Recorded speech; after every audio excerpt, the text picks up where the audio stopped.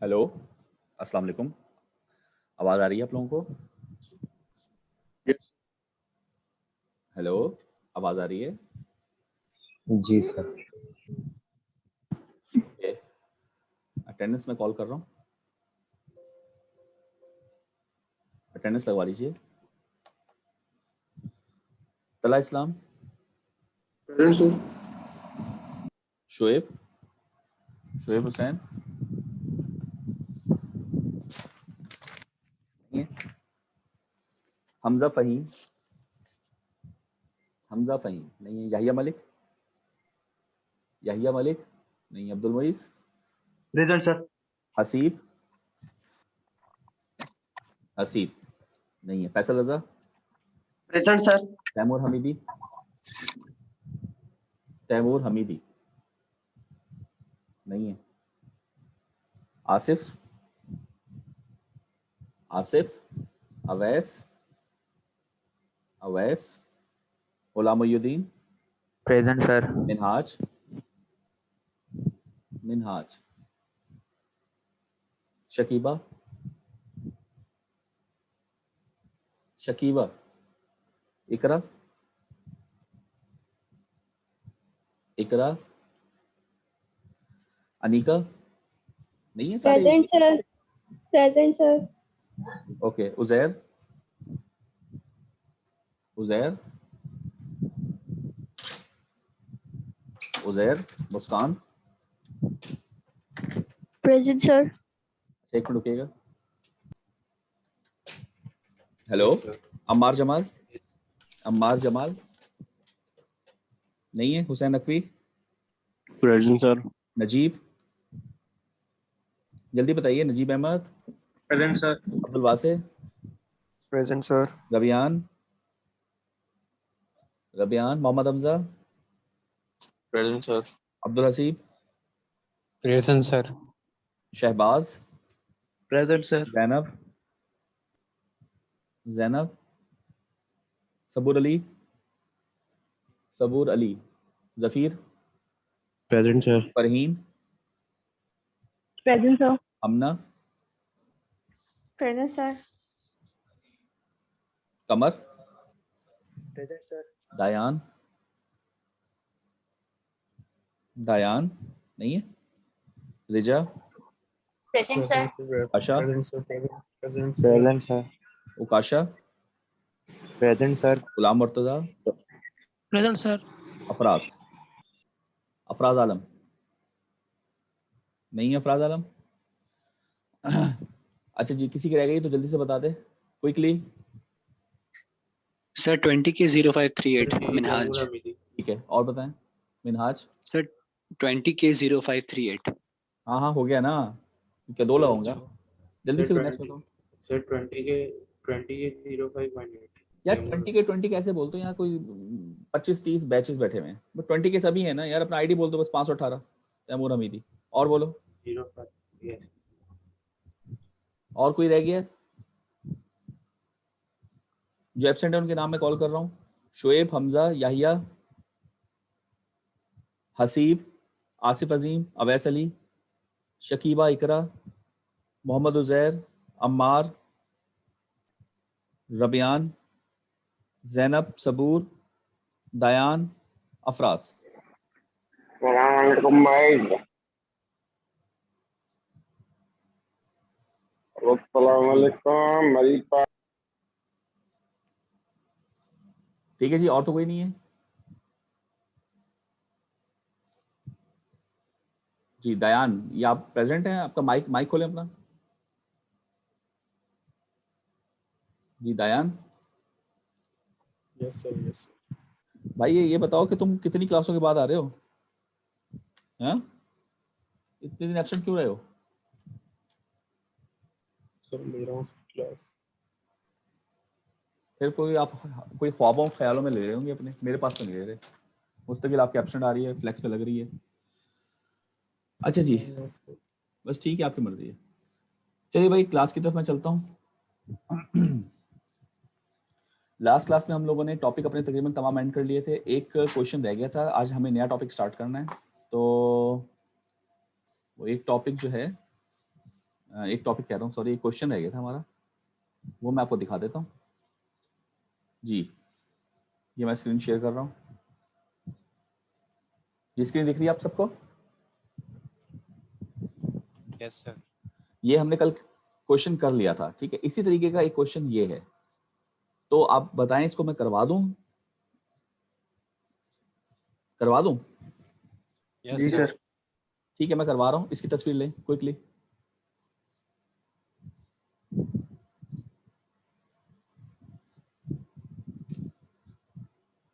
जी, तस्वीर ले ली आप लोगों ने? Yes sir. ठीक है, मैं व्हाइट बोर्ड शेयर कर दिया है। क्वेश्चन पढ़ें, क्या कह रहा है?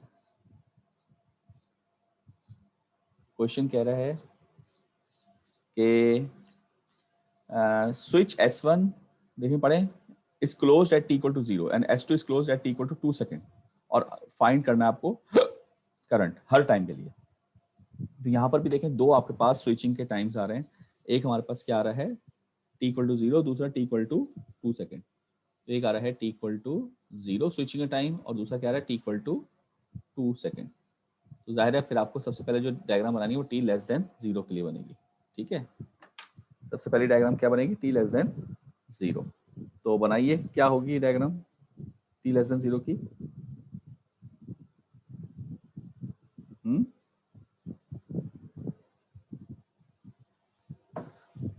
भाई दोनों स्विचेस आपके ओपन होंगे ना t लेस देन 0 पे? सही है। Yes sir. ये आ गई 6 एम्पियर की सोर्स, और इसके साथ ये रेसिस्टर आ गया, ठीक है, 15 ओम का, और स्विच आपका ओपन है, ये ओपन है ना, तो ज़ाहिर है इसके आगे तो जा नहीं रही बात, इसको हम ओपन कर देते हैं। इसके बाद ये 10 ओम है, इसके बाद ये 10 ओम है, और इसके बाद 20 ओम है, और ऊपर वाला स्विच भी ओपन है। इसके बाद 20 ओम है, और ये हमारे पास ज़ाहिर शॉर्ट होगा, क्योंकि आप स्टडी स्टेट में ये चीज़ देख रहे हैं, ठीक है जी। ये करंट आपका क्या होगा, I0 माइनस। तो ये करंट कितना होगा, I0 माइनस, देखें यहाँ से करंट जो भी होगा कितना होगा, 8 एम्पियर। 6 एम्पियर है। हाँ बोलो, क्या करें? 6 एम्पियर। हाँ, I0 माइनस कितना होगा, क्या लिखूं यहाँ पर, जल्दी बताइए। 6 एम्पियर सर। गलत, 0 एम्पियर।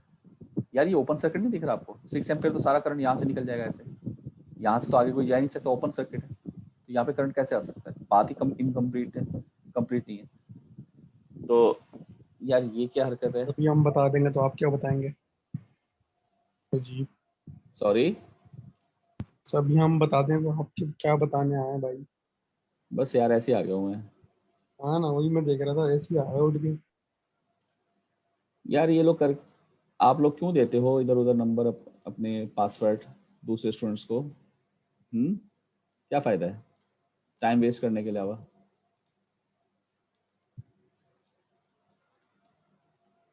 बचगाना हरकतें आप लोगों की ख़त्म ही नहीं हो रही हैं। समझते नहीं आप लोग कि यार इससे कोई फ़र्क फ़ायदा नहीं होता, कोई इससे मज़ा नहीं आता, आप लोगों को अपना लॉस होता है, लेकिन आप लोगों को नहीं समझ में आती बात। अब देखें ना, मुझे डायग्राम दोबारा बनानी पड़ जाएगी, उसने सारी डायग्राम हमारी ख़राब कर दी थी। खैर मैं अब दोबारा क्या बनाऊँ, t लेस देन 0 के लिए तो हमने काम कर ही लिया था, और t लेस देन 0 के लिए हमने क्या देखा था कि I0 माइनस 0 है, और वो I0 प्लस भी वही होगा, क्योंकि इंडक्टर 0 टाइम में अपना करंट चेंज नहीं होने देता। जी यहाँ तक बात क्लियर है सबको? बताइए। Yes sir.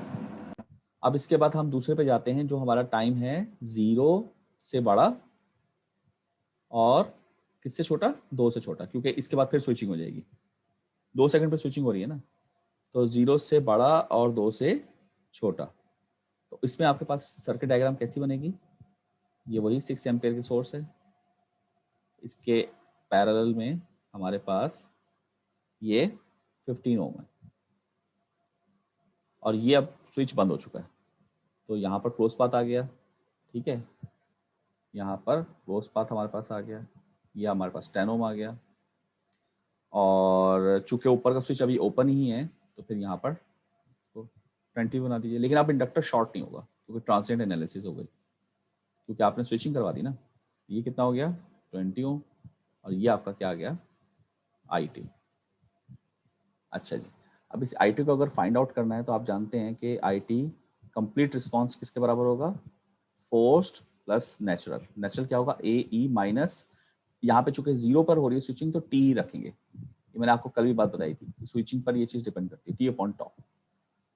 अब जब इसको हमें फाइंड आउट करना है तो पहले फोर्स के लिए करें। फोर्स के लिए आप सब जानते हैं कि ये इंडक्टर शॉर्ट हो जाता है, तो फोर्स करंट अगर मैं निकालूंगा तो इंडक्टर शॉर्ट हो जाएगा, तो सिंपल करंट डिवाइडर रूल लगा सकता हूँ। तो करंट डिवाइडर रूल लगाऊंगा तो इधर कितना है 30 और इधर कितने 15, और आपको पता है ना करंट डिवाइडर उल्टा लगता है, तो 15 ऊपर आएगा, नीचे क्या आएगा 15 प्लस 30 और ये मल्टीप्लाई किससे हो जाएगा 6 से। जी बताइए जरा फोर्स करंट कितना आ रहा है आपके पास, बताइए फोर्स करंट कितना आ रहा है। हेलो, आवाज आ रही है आप सबको, हेलो? Yes sir 2। बिल्कुल ठीक, 2 एम्पेयर, बिल्कुल सही। ये Yes, sir. आपका फोर्स करंट आ गया। अच्छा, इसी तरह से आपको टॉ भी फाइंड आउट करना है, तो टॉ फाइंड आउट करने के लिए हम सर्किट को कैसे ड्रॉ करें, ये सोर्स को किल करें, यहाँ पे सिर्फ 15 ओम रह जाएगा, यहाँ पर इसको एक ही कर लीजिए, ये 30 आ जाएगा, ये 15 रह जाएगा, और इधर आप ओपन करके आर इक्विवेलेंट निकालेंगे, तो ये तो सिंपल आ गया ना 45। Yes, sir. और टॉ क्या होता है L/R। L कितना है हमारे पास 5 हेनरी, चेक करें क्वेश्चन में। हाँ ठीक है जी, 1/9 सेकंड्स आ गया। तो आपका टोटल करंट किसके बराबर आ रहा है, कंप्लीट रिस्पांस 2 + AE - 90। अब ए निकालना है तो इनिशियल कंडीशन आप लगाएंगे, इनिशियल कंडीशन आपके पास ये रही, जब टाइम इक्वल टू हम 0 रखेंगे, इनिशियल कंडीशन में यहाँ 0 एम्पियर आएगा, यहाँ 2 आएगा, और जब टाइम को 0 रखेंगे तो ये e⁻0 हो जाएगी, तो ए की वैल्यू आ गई -2। यहाँ बना देता हूँ तो IT जो कंप्लीट रिस्पांस आपके पास आ रहा है वो क्या आ रहा है 2 - 2E - 90। ये किसके लिए आया है, इस टाइम इस ड्यूरेशन के लिए आया है। जरा चेक कर ले आंसर आपका यही आ रहा है। यहाँ तक बात क्लियर। अब अगली ड्यूरेशन टू से स्टार्ट होगी, तो हम इनिशियल कंडीशन निकाल लेते हैं पहले 2 सेकंड रखकर। यहाँ रखिए जरा 2 और निकालें क्या आएगा 2 - 2E माइनस, यहाँ 2 रखूंगा तो 9 × 2 = 18। तो जरा बताएं करके ये क्या आ रहा है,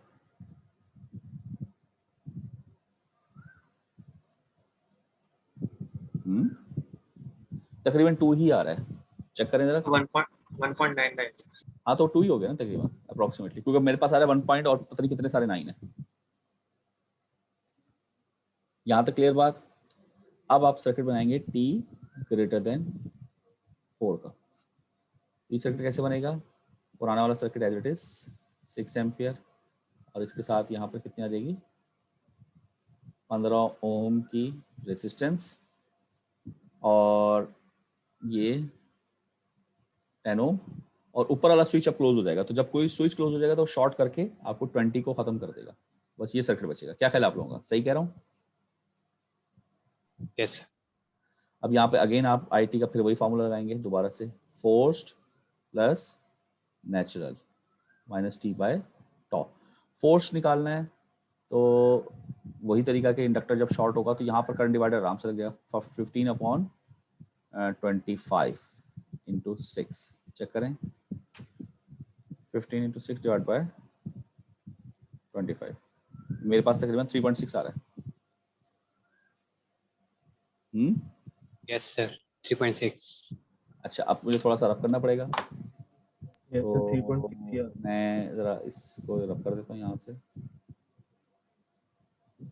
और एक गलती और भी हुई है इसमें, क्या देखिए, ये गलती पिछली दफ़ा भी हुई थी, तो आप लोगों से भी बार बार हो सकती है, मुझे तो याद आ गई गलती, लेकिन आपको हो सकता है फिर याद ना आए। गलती क्या है कि यहाँ पर इनिशियल कंडीशन आपकी T = 4 है, तो ये फार्मूला यहाँ पर T/τ नहीं होगा, राइट है ना बात कर। ये फार्मूला क्या होगा माइनस, और T की वैल्यू होगी T - 4/τ, क्योंकि अब आप जब 4 सेकंड रखेंगे यहाँ पर तो इसकी पावर 0 हो जाएगी, जो कि हम चाहते हैं। आई बात समझ में सबको? Yes, sir. अच्छा, अब आपने टॉ निकालना है। टॉ क्या होता है? L by R equivalent. और आर इक्वलेंट के लिए ये तो सिंपल है, ये सप्लाई खत्म हो जाएगी तो ये आ जाएगा 25 ओम। 5/25, 5/25 कितना हुआ? 1/5 सेकेंड। ओके, तो अब आप फार्मूला लिखें आई टी का कंप्लीट। क्या आएगा? 3.6 प्लस ए E minus T minus 4 into 5, क्योंकि टॉ आ गया ना अगर। अब इनिशियल कंडीशन लगाएंगे आप t = 4 करके, तो यहाँ पर 4 रखेंगे तो हमने यहाँ निकाला था ना कहीं 4 का, वो 2 ही आया था, याद है? कहाँ निकाला? ये रहा। ये 4 मैं गलत तो नहीं लिख गया हूँ? क्वेश्चन में 2 सेकंड दिया हुआ है यार, आप लोग बता नहीं रहे हो, देखो सो रहे हो आप लोग।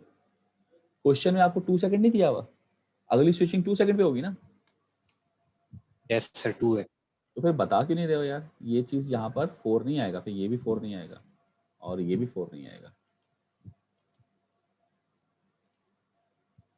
ये हमारे पास क्या आएगा? यहाँ पर 2 आएगा, यहाँ पर भी 2 आएगा, यहाँ पर भी 2 आएगा और इधर भी 2।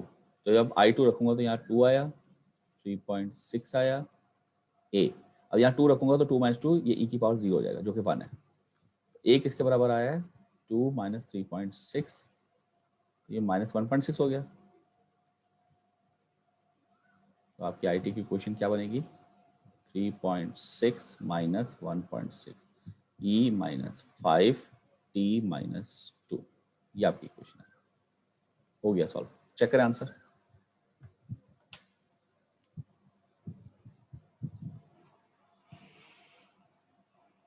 जी जनाब, बात क्लियर है सबको? Hello, Yes, sir. बात समझ में आ रही है? क्वेश्चन समझ में आ गया? जी जल्दी सर। से बताइए, समझ में आ गई बात? अच्छा, तो भाई अब इसकी अच्छी तरीके से आपने प्रैक्टिस करनी है और आपने अपना असाइनमेंट पूरा करना है। तो इस चैप्टर में इसी तरह के क्वेश्चंस हैं, आप ट्राई करें, अगर कोई फंस जाएगा तो मुझे बताइएगा, मैं उसको करवा दूंगा, ठीक है? क्योंकि आगे तकरीबन सारे क्वेश्चंस ऐसे ही आएंगे। आज हम अपना नया टॉपिक स्टार्ट करने जा रहे हैं, ClO3। हेडिंग दीजिए ClO3 हम स्टार्ट कर रहे जा रहे हैं, ClO2 खत्म हो गया और ClO3 में हम पहला टॉपिक पढ़ने जा रहे हैं, ऑपरेशनल एम्पलीफायर्स। हेडिंग दीजिए ऑपरेशनल एम्पलीफायर्स। स्लाइड नजर आ रही है सबको? Yes, sir. Yes sir. Okay जी, ऑपरेशन एम्पलीफायर्स को शॉर्ट फॉर्म में हम क्या कहेंगे? ऑपैम्प्स, जैसे ये लिखा है एन ऑपैम्प। और ये पहली चीज आ रही है जो कि आईसी बेस है और ये एक्टिव एलिमेंट है। याद होगा आपको, मैंने एक्टिव और पैसिव करवाए थे आपको, मैंने बताया था रेसिस्टर, कैपेसिटर, इंडक्टर सारे के सारे पैसिव हैं। याद है आपको सबको? Yes sir. Yes, sir. और पैसिव में मैंने क्या बताया था कि ऐसे कंपोनेंट्स हैं कि जब आप इनको सर्किट में लगाएंगे तो ये लगते ही चलने लगेंगे, यानी इनको अलग से कोई बाइसिंग देने की, अलग से इनको ऑन करने की जरूरत नहीं होती, ठीक है ना? These types of components are called passive components. और इसके कॉन्ट्रास्ट में एक्टिव कंपोनेंट्स क्या होंगे कि जिनके लिए आपको बाइसिंग रिक्वायर्ड होगी, स्पेशली आप उनको सप्लाई देकर पहले ऑन करवाएंगे फिर वो वर्क करेगा, उनको हम एक्टिव एलिमेंट्स कहते हैं। और वो उनमें से एक ऑपैम्प भी है, ऑपरेशन एम्पलीफायर। तो क्या कह रहा है? An op amp is an active circuit element design to perform mathematical operations of addition, subtraction, multiplication, division, differentiation and integration. तो ये सारे फंक्शंस ये आराम से अकेला परफॉर्म कर सकता है, ठीक है ना? ऊपर क्या लिखा है? An operation amplifier is designed so that it performs some mathematical operations operations when external components such as resistor and capacitors are connected to its terminals, ठीक है? यानी हम रेजिस्टर कैपेसिटर की मदद से इस तरह के सर्किट्स बनाएंगे कि ये परफॉर्म कर सकता हो मैथमेटिकल फंक्शंस, ठीक है ना? अच्छा, अब एक सवाल पैदा होता है कि इस आईसी के अंदर क्या चीज मौजूद है?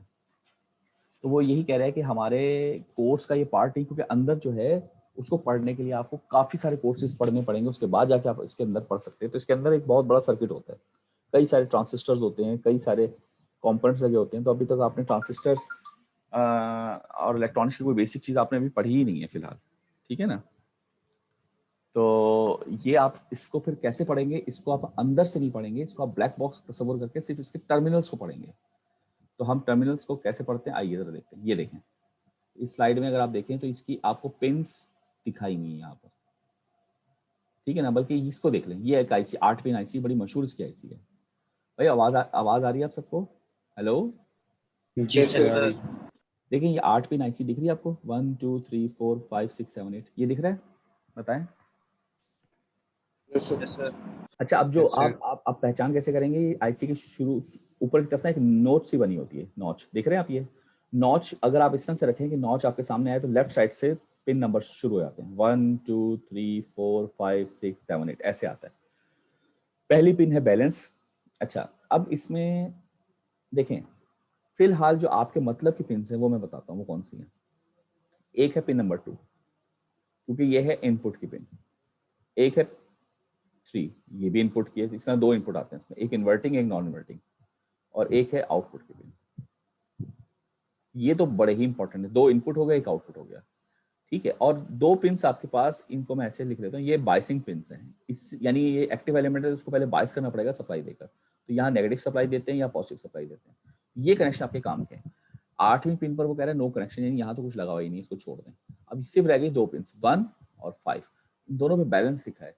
तो ये बैलेंस बेसिकली क्या होता है, जीरो एरर को रिमूव करने के लिए यहाँ पर हम इन 2 पिन्स को इस्तेमाल करते हैं। तो ये प्रैक्टिकल इस्तेमाल के लिए, थियोरेटिकल तो हम कहते हैं जीरो एरर है ही नहीं। अच्छा, जीरो एरर का तो आइडिया होगा ना, आप लोग इंटर पढ़ के आ रहे हैं, मैट्रिक करके आ रहे हैं, तो उसमें जीरो एरर आप लोग रिमूव कर देते हैं ना। तो जीरो एरर का आइडिया है सबको? Yes sir. क्या होता है बताएंगे? जीरो एरर बताएंगे क्या होता है?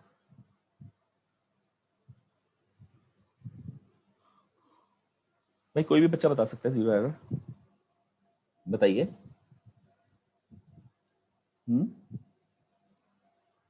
हेलो, आवाज आ रही है भाई आप सबको? हेलो,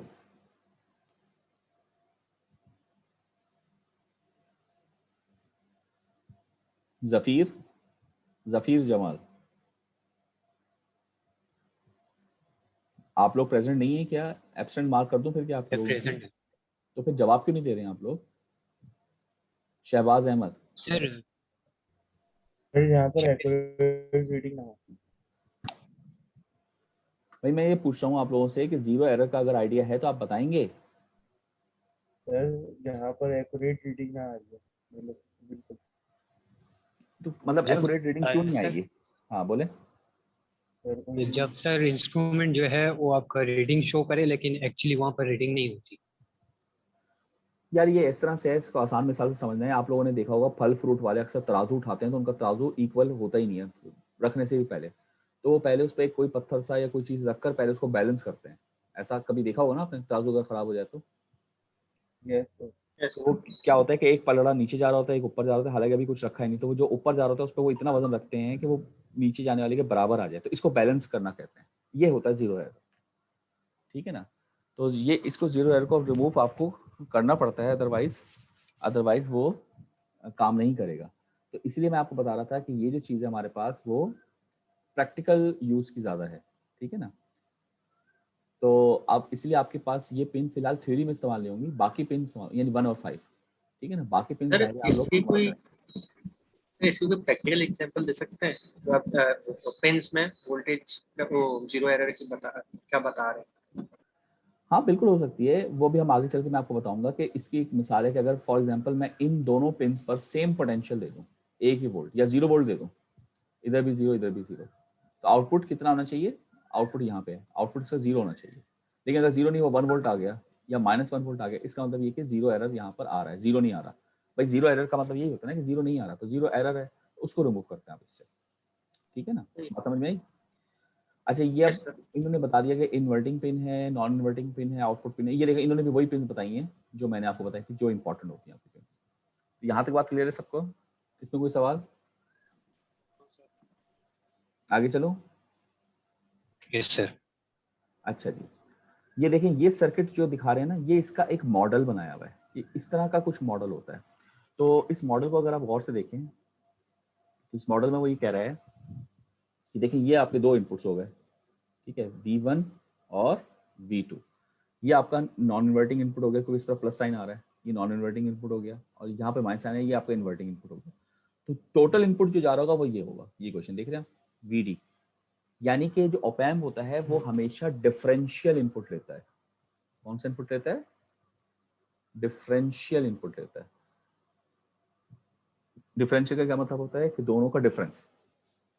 तो अगर यहाँ पर 2 वोल्ट अप्लाई किया हुआ है और यहाँ पर 7 वोल्ट अप्लाई किया हुआ है तो एक्चुअल अंदर जो जा रहा होगा वो 5 वोल्ट होगा, दिस माइनस दिस। और अगर उल्टा कर ले तो -5 वोल्ट अंदर जा रहा होगा।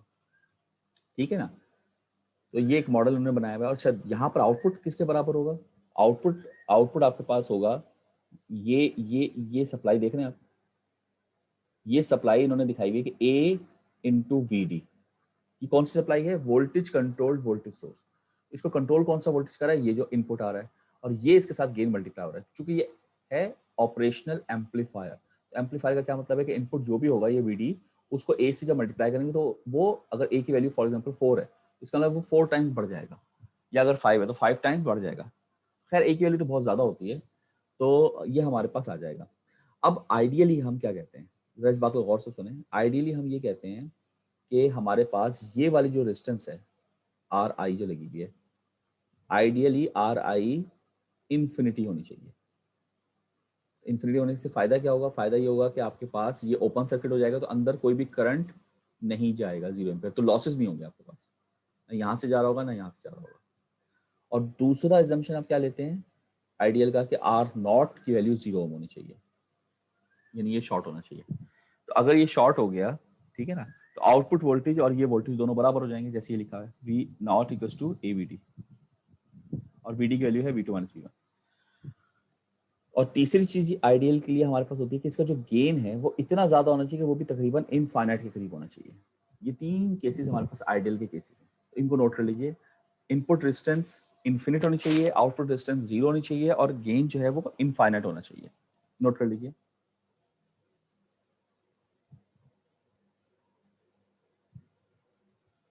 नोट कर लीजिए।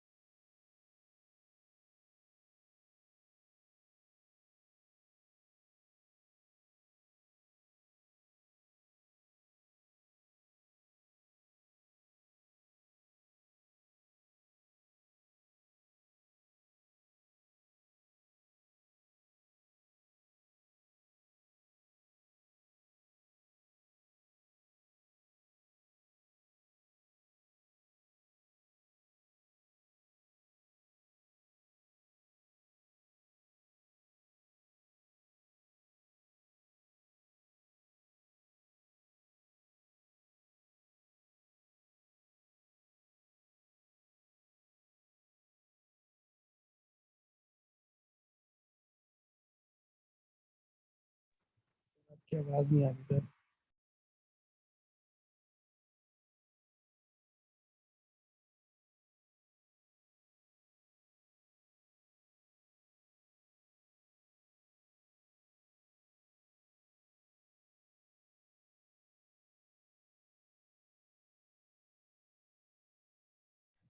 आपकी आवाज नहीं आ रही sir. Hello hello hello sir.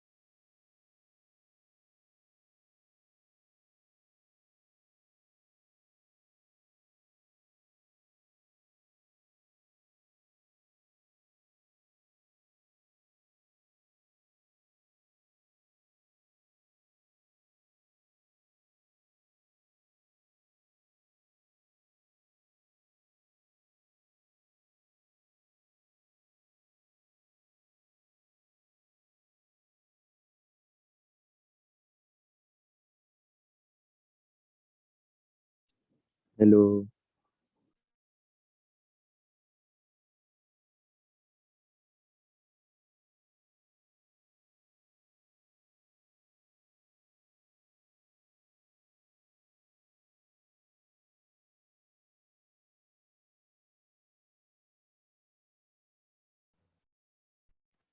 Sir आपकी आवाज नहीं आ रही सर।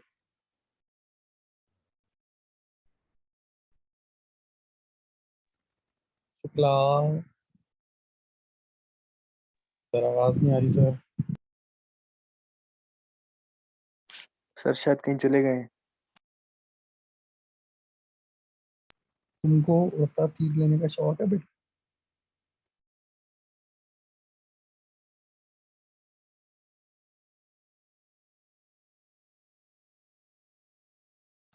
हेलो, आवाज आ रही है आप सबको? Yes sir. हाँ यार, थोड़ा सा इशू हो गया था यहाँ पर, इस वजह से मैं थोड़ी सी आपको वेट करना पड़ा। तू ही रहता है हमेशा। अच्छा, इसके बाद हाँ, ये माइक बंद कर ले करें भाई, आपकी आवाज़ आ जाती है यहाँ पे। अच्छा जी, तो हम डिस्कस कर रहे थे कि मैं आपको बताया था 3 आइडियल कंडीशंस हैं, तो इसको आप जरा नोट कर लीजिए कि आर इनपुट इन्फिनिटी हो, आर आउटपुट 0 हो और ए भी इनफाइनाइट हो। अच्छा, एक मिनट, ये हट गई। ये देखिए नेक्स्ट, ये टेबल नजर आ रहा है आप सबको? Hello, yes sir. अच्छा टाइम चूंकि बहुत कम रह ब्लर गया, है। ब्लर आ रहा है, ये मैं खैर आपसे शेयर कर दूंगा। देखिए यस टाइम सर। कम रह गया है, मैं आपको बता देता हूँ कि यार सबको ब्लर नजर आ रहा है क्या? क्योंकि मेरे पास तो बड़ा क्लियर आ रहा है। No sir. जी सर clear आपकी है। आवाज भी कम आ रही है। अच्छा, अब ठीक है, अब नजर आया? Yes sir. नहीं सर। ये देखिए, देखिए ओपन लूप गेन, ए को कहते हैं हम ओपन लूप गेन। मैंने क्या कहा था, आइडियल क्या होना चाहिए? इनफाइनाइट, ये लिखा हुआ इनफाइनाइट, और प्रैक्टिकली ये वैल्यू होती है, तो ये भी तो बहुत बड़ी वैल्यू है ना, exponent 5 to exponent 8। Input resistance R I, मैंने क्या कहा था, इसकी इनफाइनाइट होनी चाहिए आइडियल, तो ये इनफाइनाइट असल में इतनी होती है, ये भी एक काफी बड़ी वैल्यू है। आउटपुट हमने कहा था 0, तो ये इतनी होती है। और सप्लाई वोल्टेज 5 टू 24, वो हम कोई भी देख सकते हैं। तो ये टिपिकल वैल्यूज हैं इन ऑप एम्प के पैरामीटर्स के, ठीक है ना जी? ये चीज समझ में आई आप सर सबको? वो सब तो ठीक है सर। सर ये सब कुछ समझ में आ गया? जी सर। Yes sir. ओके, अच्छा जी, इसके बाद हेडिंग दीजिएगा आइडियल ऑप एम्प की। ये हमने अब ड्राइव करना है इसका काम। हेडिंग दीजिए आइडियल ऑप एम्प, और आइडियल ऑप एम्प की ये तीनों प्रॉपर्टीज लिख लीजिए जो कि हमने इस्तेमाल करनी है इस आइडियल ऑप एम्प में। ए इन्फिनिटी हो, इनपुट डिस्टेंस भी इन्फिनिटी हो और आउटपुट डिस्टेंस 0 हो। ये तीनों प्रॉपर्टीज लिख लीजिए।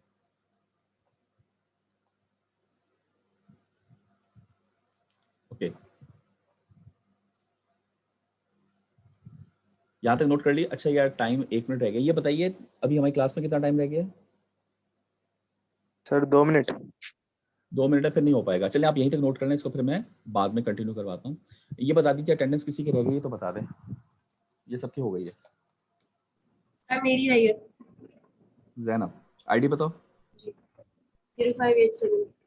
587, ठीक है, और बताएं। सर मेरी भी हुई है। रबियान मुराद 0569। 569, और कोई? और कोई? हो गए सारे? चलिए फिर इसको मैं बाद में आपको कंटिन्यू करवाता हूँ, या आइडियल ऑप एम्प से हम इसको डेरिवेशन स्टार्ट करेंगे नेक्स्ट टाइम, ठीक है?